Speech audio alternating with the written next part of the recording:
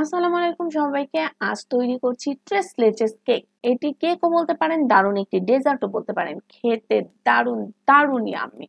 সামনে ঈদ আসছে, ঈদে তৈরি করে নিতে পারেন ট্রেস লেচেস কেক। প্রথমে ইনগ্রেডিয়েন্টস গুলো দেখিয়ে দিলাম আমাদের কি কি লাগবে। আমরা নিয়ে নিচ্ছি বাটার, বাটারের সাথে নিয়ে নিচ্ছি সয়াবিন তেল, খুব সুন্দর করে বিট করে নিব। তারপরে চিনি দিয়ে দিয়ে বিট করে নিব। যখন ক্রিমটা সাদা হয়ে আসবে তখন একটি ডিম দিয়ে বিট করব। ওই ডিমটি মিশে গেলে আরেকটি ডিম দিয়ে বিট করব।